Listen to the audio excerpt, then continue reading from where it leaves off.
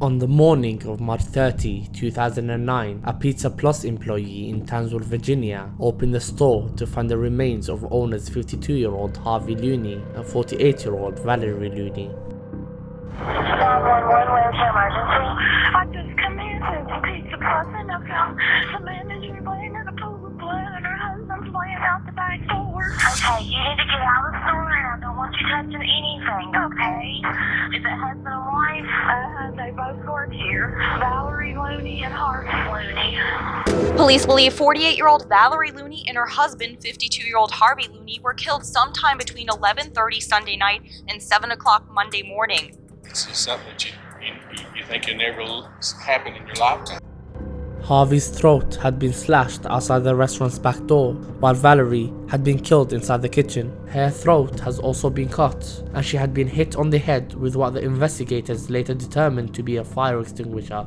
Detectives decided to interview the couple's only son, Christopher Looney, who lived with his parents at the time and had previously worked at the Pizza Plus. They also discovered that the Looneys had a life insurance policy and that Christopher would make approximately $260,000 from the death of his parents. Although they didn't have any evidence tying Christopher to the scene, he was their only potential suspect. They decided to bring him over to the police station for a formal interview. How about sitting in that chair? Could you turn your cell phone off? You were home that night. You fell asleep, and at 1 o'clock they still weren't home. You went to bed. Woke up the next morning, they weren't home. And you never called to see where they were. See, I'm just giving you things that make it look bad for you. Right. All right? Yeah, I understand. Can you explain that to me? I mean, were you working at the time? Mm-hmm. How much you get paid? It was right at $13 an hour. You're poised to get a lot of money out of this. Right? Okay. How much money are we talking? $260. $260,000. See, now the people are going to say you got a motive. I mean, I'm not wanting the money because it's going to go to the girls. So, did you go to work that morning? I did. Where? E-dealing. What do they make? 10 o'clock. I had received a text message while I was at work asking me what was going on at Pizza Plus. Why didn't you try to call your parents? I mean, they got a regular phone, right? So Business phone, and they got cell phones. Right. Did you try to call? No. There's the problem we had right there. Are you curious whether your mom and dad suffered? Yeah, I am. How curious are you? You never asked. That bothers me. This is what bothers me about you. You're cold. You're even cold right now. Chris, I mean, these are your parents. They're dead. Is this the way you are in real life? Yeah, it is. Don't you care? I do care. How bad? Real bad. Give us something. Show us you care. still sitting here and we're looking at you and you're not asking us why. You're not asking us why we ain't looking at somebody else. I don't know nothing to tell you because I haven't already told you. The investigators ended up letting him go, as they obviously didn't have enough evidence for his arrest. And from this point on, the case went cold. And before we continue, I just want to thank the sponsor of today's video, Hunt a Killer. This murder mystery subscription box is one of the most unique games I've ever played. With each delivery, you'll sift through piles of documents, evidence, audio recordings and case files, eliminating suspects and identifying murder weapons until you crack the case and catch the killer. Part of the proceeds of every box goes to the Cold Case Foundation, an organization that is dedicated to helping with real-life cold cases. Pizza Plus owner Daniel Morrison still deeply saddened by the Looney's deaths. He's offering a $10,000 reward for information leading to an arrest in this 2-year-old murder case. A year has gone by with no further developments in the case, and in order to find more leads, the detectives decided to place a $10,000 reward to whoever finds any information regarding these murders. For months, they were bombarded with many leads and potential suspects. They interviewed them, but all of them were quickly dismissed, except one, James Casey, who was in prison at the time, he called one of the investigators and stated that his cellmate, David Matheny, had killed Harvey and Valerie Looney. He said that David openly bragged about murdering the couple, and even said that he described the killings in specific detail. To prove this, James was given a wire to wear to record the potential confession of David. Who was there at Pizza Plus? Me, one of my friends was outside. Right when it was getting ready to close down, that's when I went inside. How bad was it, buddy? Yeah, the girl, she didn't die or something. She was just on there, Holding her head. just went back over there and did it again. Oh, hit her second time. Like a full blood. Start draining out. And I got hold of myself, and I was like, make sure you touch anything, wipe that down, don't get caught on it. After hearing this, the first thing the investigators did was to bring David in for a formal interview. We'll just cut right to the chase, okay? You tell us what you know about Pizza Plus. I just know what people told me. We've got you recorded talking about it. You're a principal in the first degree on this. If it went down the way you said it did on these damn transcripts, you're guilty of murder. It's capital murder because it's more than one person, it's robbery. That's capital murder. You know what you get for capital murder? There's two things you're gonna get in capital murder. What do you think it is? Life and death. I told you, I told only one person, Who? James Casey. What'd you tell him? I told him that I was there with other people, but I kind of felt intimidated because he was like, well, I killed a bunch of people and all that. Aren't you voting down? Where were you? I was on house arrest at my house. Well, that was with the ankle bracelet. Yeah. You're telling me you had nothing to do with it? I had nothing to do with No it. direct knowledge of who did it or anything? I said what I remembered on TV. Due to him being on house arrest, the detectives were quickly able to verify his alibi and confirmed that he wasn't at the Pizza Plus that night. He was telling the truth, and at this point, the investigators were out of ideas and were back to square one.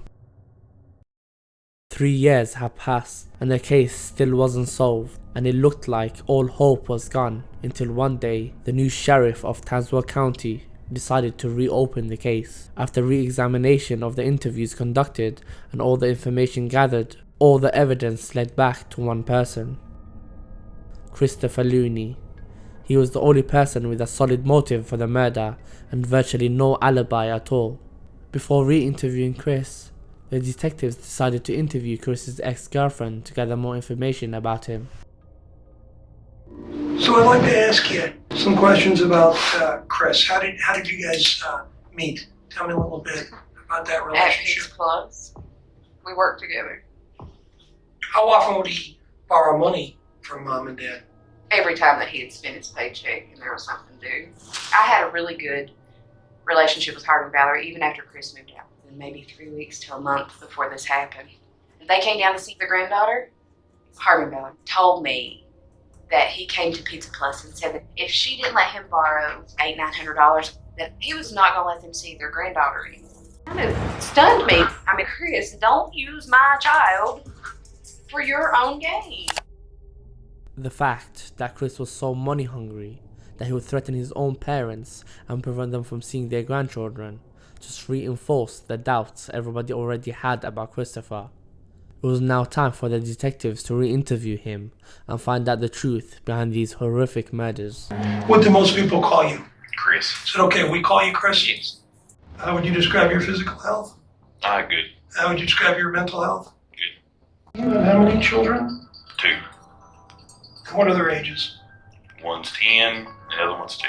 What were the total of the insurance payouts on your parents? That I got was $245. So how much do you think you got left? I'd say $125,000. The detective has asked him this trick question to determine if he would lie or not, as he already knows the answer. He's already aware of the fact that Chris has spent all of his insurance money in 2 years and doesn't have the $128,000 that he's claiming to have.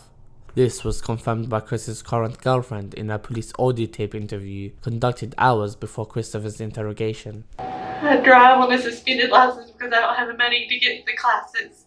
Well, let me ask you this. Chris has quite a bit of money. Why doesn't he pay it for you? Chris is out of money. All that money? So we did not handle the money right. We lived hand to mouth, literally. Since the payouts, tell me things that you purchased that cost more than $1,000. I bought 2 vehicles. I bought an ATV, bought some tools. Anything else? I bought another ATV, and then I bought a side-by-side ATV. Let me ask you. Were you involved in their murder in any way? No. You worked at the pizza place where this crime took place. Yes, I did. Correct? Did you know where the fire extinguisher was located in the Not restaurant? right off, no. Did you ever handle that fire extinguisher that was in that restaurant? Not that I know of. Even if the person was wearing gloves, you can still leave DNA at the scene. Do you realize that? There's a thing called touch DNA. Even though I'm wearing gloves, if my arm brushes against the counter, let's say, I'm going to leave skin cells on the counter. Is there anything you'd like to change your answer to? No. Okay, I'll tell you what we're going to do. We're going to step out and review some stuff, and we'll be back. Okay? All right, like I told you, I've interviewed lots of people since I've been working on this investigation. And there's no doubt you caused the death of your parents. I'm going to talk to you for a few minutes, all right? I've got another DNA swab off the fire extinguisher coming back from the FBI. You and I both know that that DNA is going to come back to you. Is what I'm saying sound logical? I do. What's that? I do. Now, a lot of people have told me, basically, Chris is a good person. I can tell you of hundreds of situations where a guy acts up and he does something he did not intend to do. And that's you. I want to be able to show that.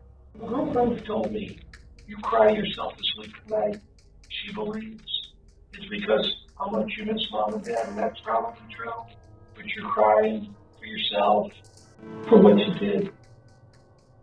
Right about that, aren't you? I don't. How about I go to your girlfriend and I tell her that your DNA is at the scene. And what she's going to do? She'll repult. So if you want to continue to lie about everything, the door's open. You're free to go. You've been free to go since you walked in. I'm telling you, I don't. But you gotta take responsibility yourself. You gotta help your daughter. You gotta help Liz. She loves you. She wants to stand by you. She needs the truth. You over there to borrow some money? Chris has just admitted to the crime, but this isn't it. The detectives still need a full-fledged confession. Can you tell me about what time you went down there? 10:30, 11 o'clock. Okay. That's when we started arguing. What started the argument? Just money. What happened after that? That's when I got on Mom.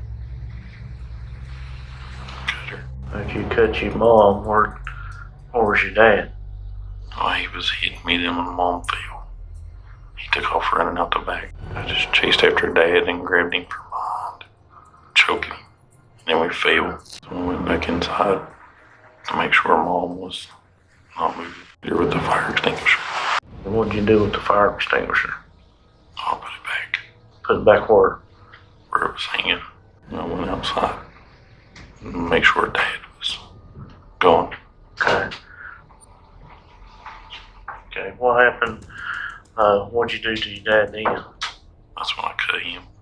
Where'd you cut him? In the neck too. Christopher was charged with the capital murders of Harvey and Valerie Looney, and he pleaded no contest. In 2014, he was sentenced to life in prison without the possibility of parole.